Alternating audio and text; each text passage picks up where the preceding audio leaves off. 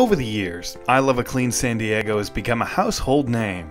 Its pollution prevention message, carried by an army of volunteers to schools and communities throughout the county, has changed the way we live and how we view our environment. We serve San Diego County, and we want to be in every community, reaching every household. We're teaching people how to live a better life, and we're teaching them how to perhaps live in a better neighborhood and live in a better city and be more considerate of your fellow man. It's really pretty simple things that we teach to individuals about how they can protect the environment, and it's small things each day. The organization's track record is impressive. Since the 1950s, its environmental message has attracted 500,000 volunteers who've recovered 7 million pounds of debris from our neighborhoods, beaches, and bays. That kind of effort and success was only a dream 60 years ago, when in 1954, a handful of visionaries established the War Against Litter Committee, the predecessor to I Love a Clean San Diego. You would drive down the freeway and the freeway were just litter all over the place. Joyce Coffey became the committee's first female executive director in 1969. She was one of just 2 part-time employees. When I first started, you had a lot of community people volunteering their time, and they were working hard at it. They were the ones that volunteered their time to go out to the schools and help out, to dress in the costume of Pelican Pete. I learned a lot, and I saw how hard they worked, and they did not get reimbursed for anything. It was all volunteer. The War Against Litter Committee struggled to get its message out to the public until charismatic San Diego businessman Harry Ledoux raised the group's profile in a big way.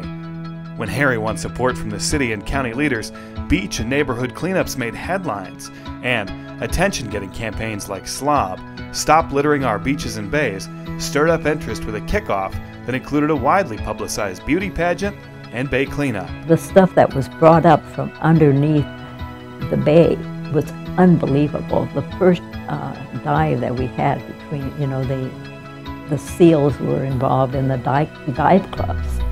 It was unbelievable how much was brought up. On Joyce's watch, the committee teamed up with a nationwide Keep America Beautiful campaign, and her volunteers launched the first Christmas tree recycling effort in the county. In 1974, Joyce witnessed a milestone in the local environmental movement when the War on Litter Committee morphed into I Love a Clean San Diego, a nonprofit with a new name, a new logo, and even a new mascot, the lovable Captain Wetikin. When you work with the word war, you're already saying something negative. And when you end up and you're saying, I love, that's just a real turnaround. As the organization grew and evolved, its funding source shifted from strictly government to include the private sector. It's been amazing to see the corporate support that we have for our cleanups, but also that the environment's one of their top priorities. They wouldn't be able to operate a business without considering that. The cleanups are very large. We mobilized 7,500 people at the last coastal cleanup day, but our 270-some presentations on the environment in San Diego schools is very meaningful and very worthwhile.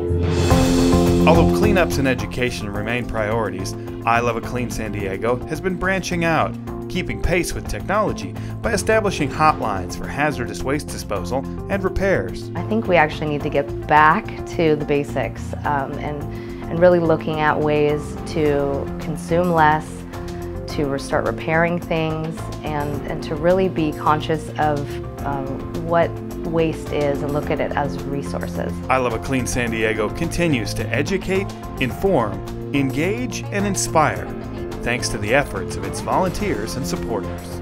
Makes me feel real good.